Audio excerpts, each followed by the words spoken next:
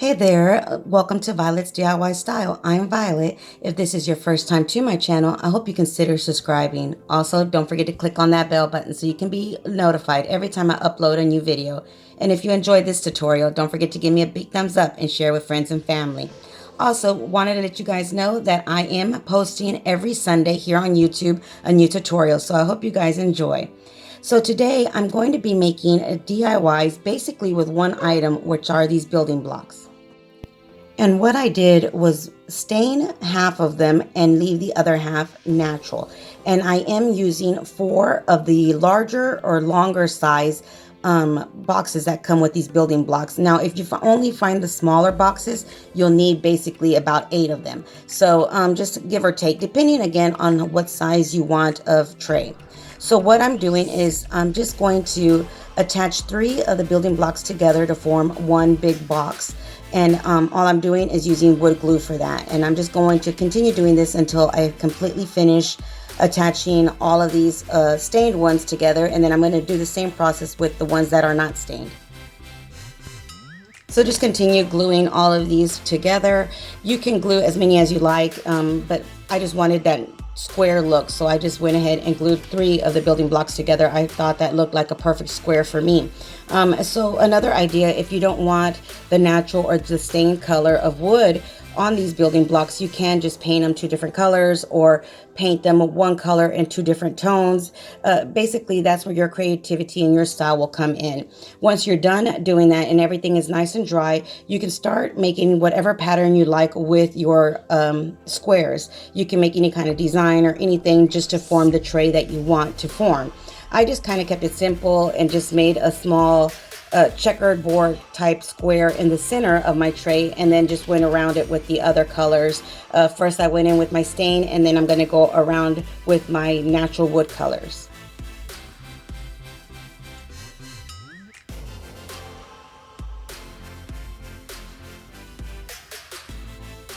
So here I am, and since I knew I didn't have enough to go all the way around my tray, I could have made some more, but I decided not to. I just wanted to keep it at an even 4 boxes.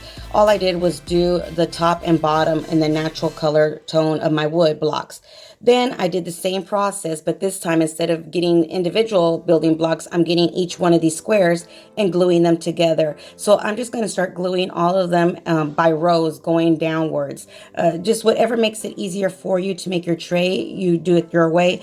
This is just the way I thought it was a lot easier for me. I just went down each one of the rows and just started gluing them all together. Also, I did alternate my way I put my building blocks. As you can see, each one of these squares, since it has 3 of the building blocks in it, I went with one up and down, and then the other one side on a vertical and horizontal way.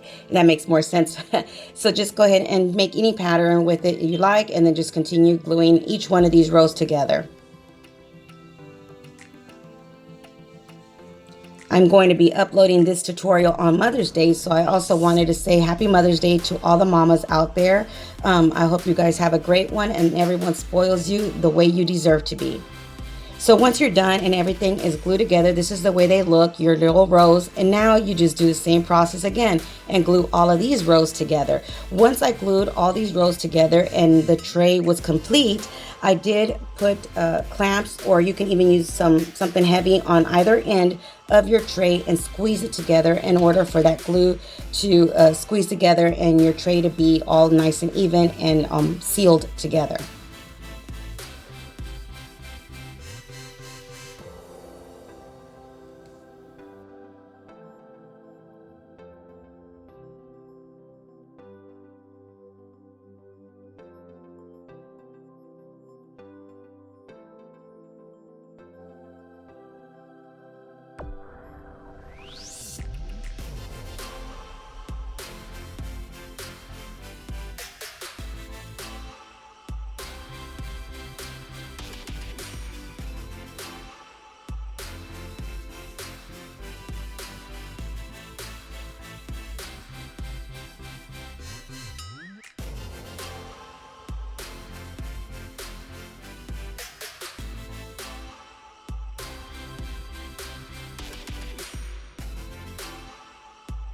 So once you're done, this is the way it looks, and then you can just sand it down just to make sure none of that wood glue or anything is on there, and keep it all nice and even. And then I just wiped it down once I finished sanding it. And now, since I still had some of those extra natural color wood, instead of putting some handles on my tray, I decided to go ahead and use the squares as my handles. Then I put a clear coat of protection over my tray in the front and the back side of my tray. And there you have it, an adorable tray that you can use for so many things.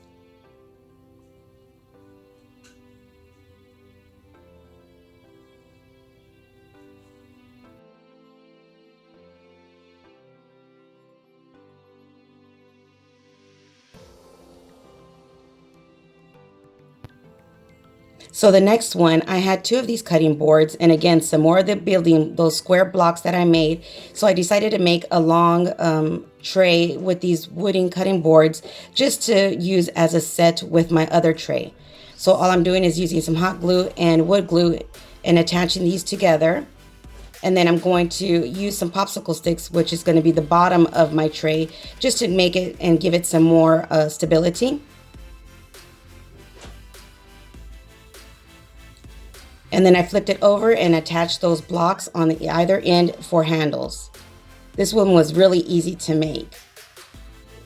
And again, you can use this tray to serve things as a host, a party, or even just on over your counter to put your oil and salt and pepper shakers. Just so many ways you can use trays in your home.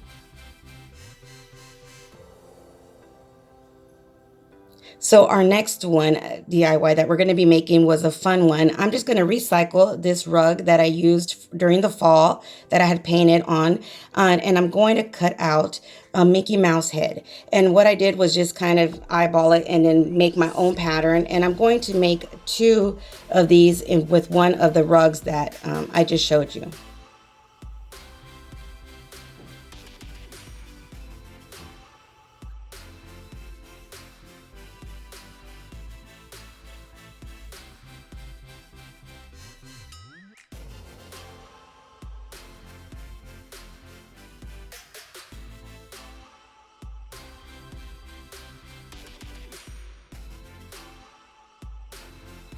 So just go ahead and trace it out. And as you can see, all you have to do is flip it over and it'll fit nice and snug, but it will fit two of these Mickey Mouse heads onto one rug.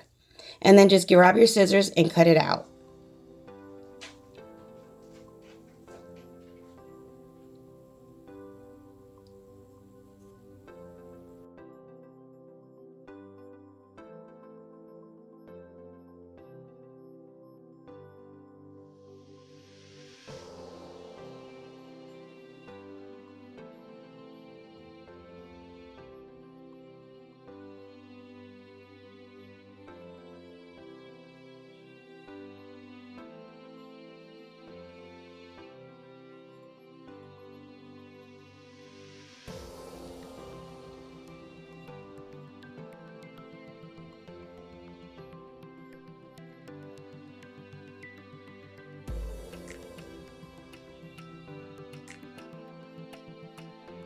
So once I was done making my pattern, I went ahead and grabbed a box of the building blocks, and I'm going to trace around my Mickey Mouse head.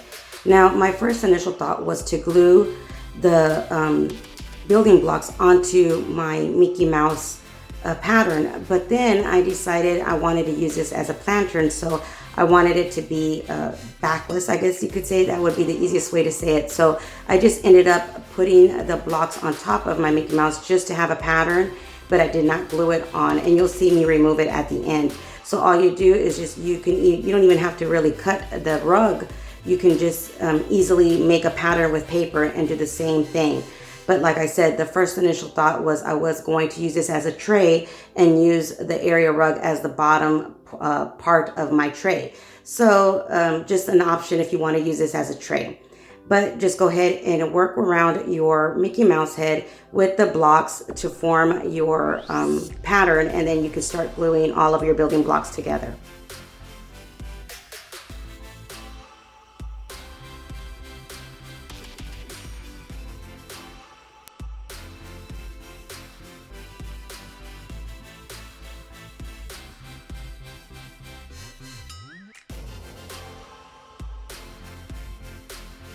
Now when I got to my last block on the bottom, I had to put it closer to the other one just because that's the way it ended up being based on the size of the Mickey Mouse head. So it just depends on the size that you use, but the way I did it, that's just the way it ended up. But once I start putting the second layer or row of my blocks, you'll see that it just works itself out and you really don't notice that that one building block is closer to the other ones.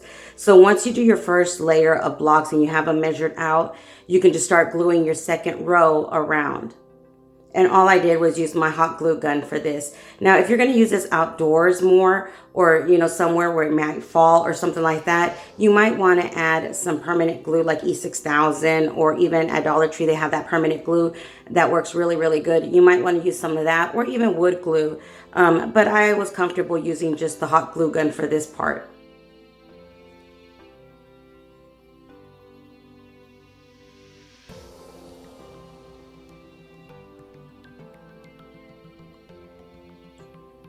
These first two rows of the blocks when you're trying to form your Mickey Mouse, I think are the most hardest, or the ones that you might want to take the most time with, just because you want to even everything out and you want to make sure they're all nice and spaced out the same distance. That way once you start going with your third row, it'll be a lot easier because you just have to go based on what's the bottom row is. So if you kind of understand what I'm trying to say. So you'll see that the other rows are just going to go really easy because I already have that shape and that pattern already going on, so it's just a lot easier that way.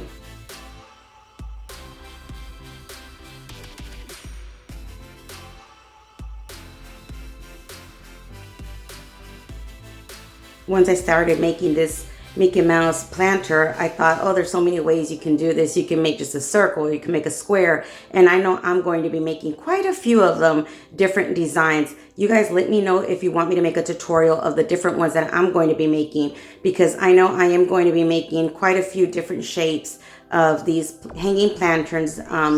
It's not just going to be Mickey Mouse. So if you want me to add it to my next tutorial, or maybe the next few tutorials, let me know in the comments below, and I'll be more than happy to at least show a brief way of how to make different shapes with this, the same material, using the building blocks.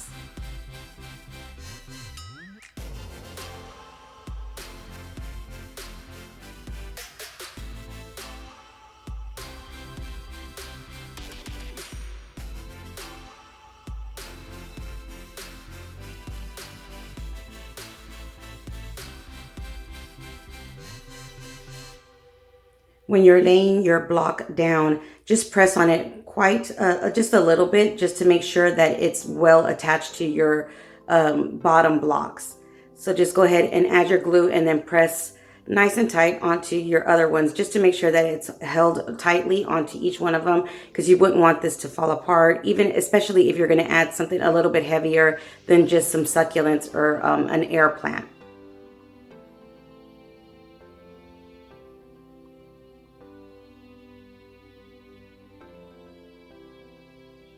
So this is how it looks with 3 rows, and I wasn't sure how many rows I wanted to go, but I know I didn't want to use more than maybe 1 box of these building blocks. So what I did was just went 4 rows around the entire Mickey Mouse.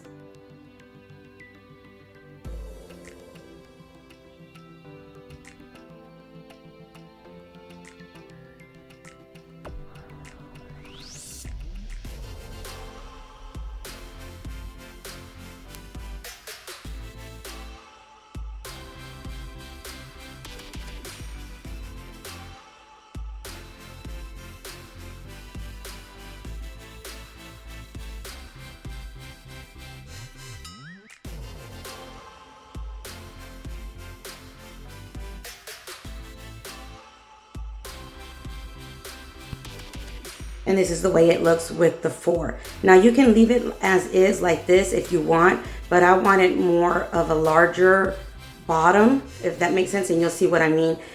Just so I can hang different things, to use it as a shelf, or like I wanted to use it for air plants. So what I decided to do was just kind of figure out where the bottom was at and just evenly space it out from both sides. And then I started layering some more of the blocks just at the bottom part. And then once I decided how I wanted it, I started gluing the blocks onto the bottom part. So you're going to do the same thing as just adding your building blocks and making that pattern, but you're only going to make the pattern towards the bottom. That way it would be a larger bottom and the smaller or thinner top part of the Mickey Mouse or whatever pattern you're making. So the bottom, for instance, what I did was I used first 6, and then I went down to, 4, then I went down to 3, then I went down to 2, and then 1. And you'll see right now I'm doing the third when it's just 3 blocks, and then I'm going to do 2 blocks.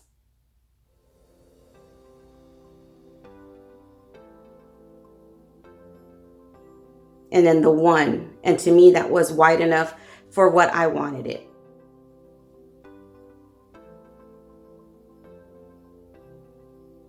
And there you have it. And here is the way it looks on the side. As you can see, it's wider in the bottom. So many different ways you can use this. So I hope you enjoyed this tutorial. If you did, don't forget to give me a big thumbs up and share with friends and family. Until next time, stay blessed. Bye.